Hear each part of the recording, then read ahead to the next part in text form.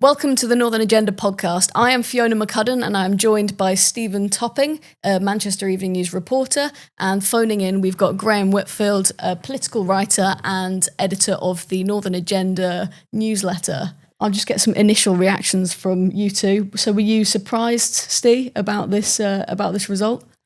I wasn't particularly surprised that the Green Party won. I think we went into yesterday thinking that any one of the three front runners could have won, that being the Green Party, the Labour Party and Reform. I think earlier in the campaign, it was possibly looking a bit more like it would likely be either Green or Reform. Labour seemed to grow in confidence over the last week. We saw Sir Keir Starmer actually campaigning on the constituency himself as well, which seemed to suggest that they were growing in confidence. But as it turns out, they were quite some distance behind the Greens on the night. And I think that margin is what did ultimately surprise me. Yeah. And Graham, were you surprised by this result? Not by the result. As Stephen said, it was going to be one of three, and it was. I think what was surprised was the margin of victory, which was very, very significant. This wasn't a three-horse race after all. We can get into the numbers later probably, but the Greens won with a significant majority here. And they've come from third, added 10,000 to their votes in the space of 2 years. That's a really significant victory.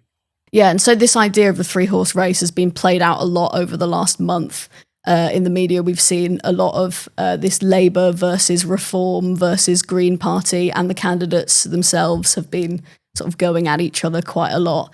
Do you want to give us a quick recap of just all of the crazy things that have gone on this last month, just to remind people what a nasty by-election this actually has been, really? Yeah, of course. I mean, I guess the nastiness of this by-election kind of started a year before the by-election was even called. Mm-hmm. Obviously, we had the Trigger Me Timbers WhatsApp group scandal, for those who might have forgotten, because obviously politics shifts quite a lot in 12 months. A group of Labour members, high-profile figures in the Tameside area were involved in this WhatsApp group, where various nasty swipes about certain constituents had been made. There were jokes about a ducky hag referring to a constituent from Duckingfield. There was swipes about people who might have croaked it by the time of the next election for if they didn't agree with certain things. But there were also some quite horrible things said about certain members of the Labour Party as well, particularly certain high-profile figures. That all led to Andrew Gwynn being sacked as a minister. He lost the Labour whip. He has continued to serve as an independent MP since then. And then he announced in January that he would be standing down due to ill health, and he cited the impact of the scandal 12 months earlier as part of that. So it all kind of began with that. Then we had the will Burnham get in, will Burnham not get in row. Obviously, Labour put paid to that, and I feel like we'll probably come on to that later on. Green Party announced Hannah the plumber, and the whole of the internet tried to spend about 4 weeks discredit the claims that she was a plumber, despite the fact there's so much evidence that she was a plumber out there anyway. We had Reform UK went for a GB News presenter in Matt Goodwin. He ended up then spending half the campaign trying to tell everyone that he really did have roots in Greater Manchester. And there's just been so much sniping between the candidates, between the parties. We've seen so many open letters written by Lucy Powell. There was a spell where she was just firing one off every week, I think. We've seen sniping arguments over divisiveness, and the rhetoric did become quite toxic towards the end. What began as more petty squabbling over leaflets ended up being quite serious allegations later on in the campaign, and a lot of things to do with the diverse communities in the constituency as well, and certain things pitting one group of people against another. And even right up to last night, there's been a few accusations still flying around, hasn't there? Yeah, so Graham, do you want to touch on a bit, as you touched on before, some of the numbers that have come out today that has been really surprising for people? Yeah, I said there, Greens have gone from 4,000 and a bit seats 2 years ago to 14,000. Majority of more than 4,000, 40% of the vote. That's an easy win. This has not been a three-horse race. It's the first Green by-election win ever. Their previous best performance in a by-election was 10% of the vote, so they've quadrupled that. They've had 4 MPs before, all of whom are in the south. So again, this is a foothold into the north. The other thing that might be worth mentioning, it's not a great night for Reform, a terrible night for Labour. Clearly, the Conservatives and Lib Dems didn't go into this with any great expectations, but each of them have lost their deposit with less than 1,000 votes. I heard a stat that the Conservatives' 1.9% share of the vote is the worst they've ever done in any parliamentary election. So if you're in any doubt, and I don't think probably any of us are, that thing that I've probably grown up with of like, a 2/3 party system, this is very much now a 5-party system, and that's very difficult for all of the parties to navigate. Well, completely. I think this really reflects what's going on there, because as we were saying earlier, this is a seat that Labour have held for how many years? More than 90 years. More than 90 years. So there's probably quite a few shocked Labour MPs waking up this morning, or potentially not so shocked. Okay, so looking at the constituency of Gorton and Denton itself, as we've touched on, it was a really divisive race that was ran, and in the end, it seemed to come down between Reform and Greens, who are complete sort of polar opposites. Do you think there's any hope that Hannah Spencer can unite this constituency at all?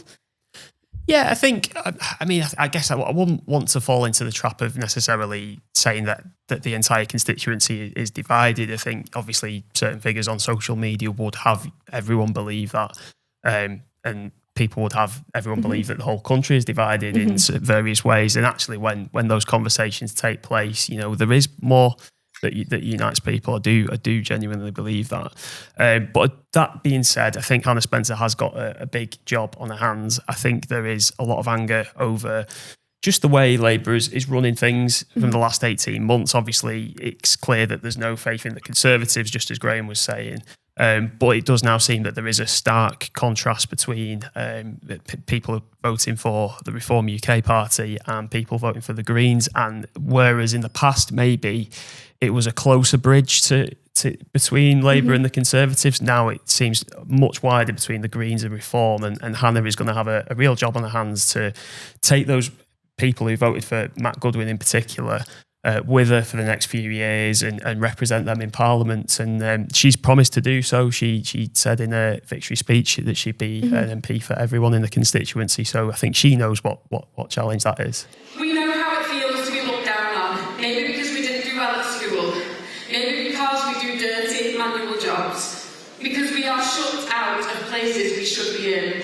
To people here in Gorton and Denton who feel left behind and isolated, I see you and I will fight for you. Okay, so maybe as well in Gorton and Denton there was actually a bit more of a crossover between Green voters and Reform voters that people might have thought. I think I've seen a few sort of vox pops and people doing interviews on the ground where people are actually a bit split between those two votes, which might surprise a lot of people in the country and maybe isn't the narrative that those parties want to peddle as much. Yeah, I think the biggest issue on the ground, and it's certainly in Gorton and Denton, but I think probably large parts of the country, is that everyone just doesn't feel particularly well off. I think the cost of living crisis, people are still being affected by that. Yes, inflation has slowed down in recent years, but people are still feeling the pinch.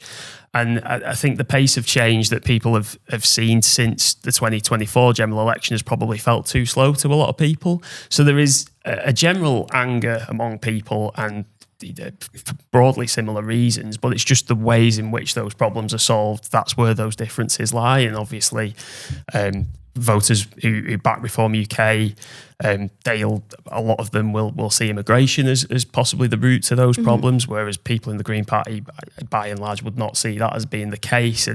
But the overall consensus is really that people just feel like times are tough. Yeah, okay.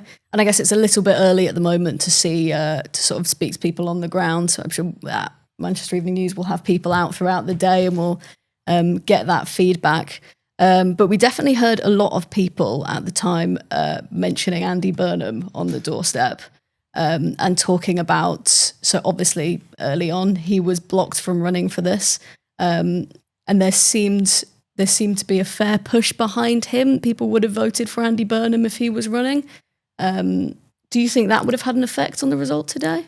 I think it would have had some effect. And I think if we were looking at this as the polling going into yesterday was a lot tighter than the end result ended up being. I think if that's what the result would have panned out, I would have probably said, yeah, Labour would have probably won with Andy Burnham. Given the margin of victory that the Green Party had in the end, I'm actually not so sure, or it would have been probably closer than people expected. Andy Burnham is a popular mayor. People like, generally speaking, people like what he's done with the buses, bringing them back into public control. People see that there's been a growth in Manchester, and he's kind of been a figurehead for it. That a lot of the work has kind of been done, not just involving Andy Burnham, but he has been a figurehead for that. What about you, Graham? Do you think there was ever a chance for a Labour win in Manchester here? Oh, of course there was. And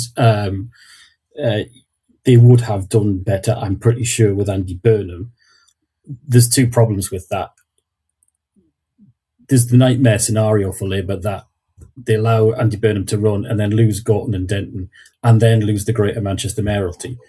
Or, even Burnham wins Gorton and Denton and then they lose the mayoralty. That's a lose. Add to that, if you're Sir Keir Starmer and you're hanging on for dear life for your job, what you don't do is make it possible for your main perceived challenger to take over from you, who currently can't do that. So I think Labour were in an unenviable position. This was a by-election lost in Westminster rather than Manchester because of the party's just fairly overwhelming unpopularity at a national level. Whether, so we'll never know whether, letting Andy Burnham stand would have changed that. But there's the logic for not allowing him to stand was pretty overwhelming, I think. So a lot of people over the last month have been saying this is a referendum on Starmer. Are you of that opinion then, Graham? Yeah, as every by-election is, to a greater or less extent, there will be people who go out and will have voted because there's a pothole at the end of their street, but more often than not, people are voting on what the general political situation is, either consciously or unconsciously. There's a reason Labour lost in Runcorn and Helsby last year, and then in Caerphilly, the Welsh Senate a few months after. And there's a reason why they've lost now. That they're doing very badly at a national level. I think just as well to add to what Graham's just said there, and going back to the Andy Burnham point, I think had Andy Burnham been running, given that we know that the Green Party ended up with quite a comfortable win in the end, there's clearly so much anger against the way Labour's handling certain issues. I know the issue of Gaza is one that has been talked about in this campaign in particular as well. And that might just not have been enough to have seen Andy Burnham over the line. He might have been able to get a few extra votes, but it just might not have been enough for him. And it's the same on, the people who are supporting reform. There's a clear vote there for a change of direction in the country. Would Andy Burnham run in as the Labour candidate have changed anything? I just don't think we can really say now. So Andy Burnham could have been a bit relieved waking up to those results this morning. Possibly might have found himself an unemployed man this morning. Yeah. So, well, it's interesting, isn't it, with the rise of sort of party politics we've seen in this by-election, that with personality politics we've seen in this by-election, Matt Goodwin and Hannah Spencer have really sort of put themselves on a pedestal as very public figures all over social media. But it was that Labour vote with potentially a slightly less charismatic candidate or someone a bit less willing to put themselves forward on social media. And that came down to, at the end of the day, when people weren't seeing her face, it came down to Keir Starmer, I guess. Okay, so looking then to the national picture of things. So do we think this is symptomatic of bigger issues coming for Labour then? Does this mean that things aren't looking good for Starmer heading into the May elections? Yeah, I think it's looking like really troublesome times for Keir Starmer, and it probably already was. I think various things that have gone on recently, obviously the Peter Mandelson scandal showed a few tensions in the Labour Party in Westminster, but it's hard to see how he pulls it around from this situation. You've got a set of May elections now where the Green Party can point to this result and say, you can give us our vote in these elections. We're a credible force, particularly in Greater Manchester now. there'll be a lot of seats probably in the city of Manchester that they previously might not have thought that they could have gone for, and maybe other parts of the region as well. And it's the same with Reform as well. Reform will point towards the support they were able to win, particularly in areas like Denton, and they'd probably be able to pull a similar trick as well. I'd expect to see both those parties chipping away at Labour's base in May, and I think that'll be really, really tough times for Starmer. It's difficult to see how long term he can survive that, and you kind of get into the point where the only case for Labour keeping Sir Keir Starmer is the fact that we've had so much upheaval in the last decade, the amount of prime ministers we had under the Conservatives, and it's probably just the idea that do we want to go down the same path as that? That might be the argument that Labour end up having for keeping him in the end. Yeah. What do you think, Graham? Do you think this is symptomatic of how things might play out coming into the May elections?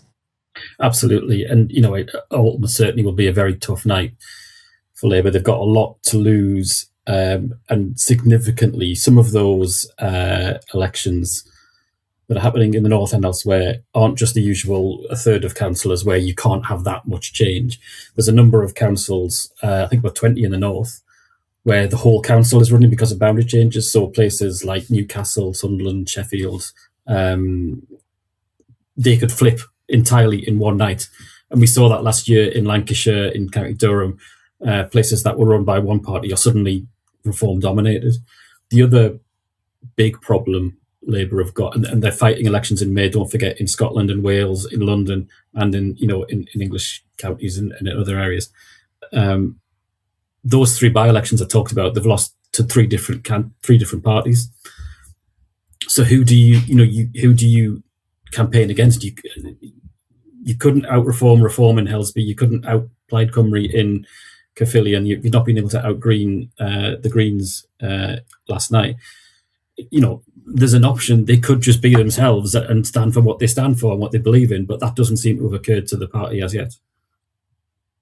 And how do you think Farage will be feeling this morning? He's obviously someone that's been pretty bolstered at the announcement of these council elections and has been talking a big game. But this is obviously going to be a bit of a hit for him, isn't it? Yeah, listen, they doubled their vote pretty much, but they went from second to second. And for a party that's way ahead in the national polls, that threw a lot at this, Nigel Farage was in the constituency quite a few times. That's got to be disappointing. And the other thing I think that these last two elections show, both in Caerphilly and here, it shows that in areas that are traditionally left-leaning, when they see the chance of a Reform MP, people seem to come out and vote and coalesce around a candidate, like a stop Reform candidate. Now, that doesn't mean that's going to happen across the country, and I don't think anything that happened last night doesn't mean Reform aren't still leading in the national polls. But he will be a little bit concerned that he's not managed to get somebody fairly high profile, probably a wrong candidate for this constituency, but that's another matter. They haven't got him over the line. And certainly you can see in there the reaction from both Nigel Farage and Matt Goodwin, to the result was a bit sour, to say the least. So that doesn't seem like a party who are happy with a second place. Okay, well, thank you very much, guys. That was all super interesting. I'm sure there's plenty more to come throughout the day, so keep watching all of our coverage.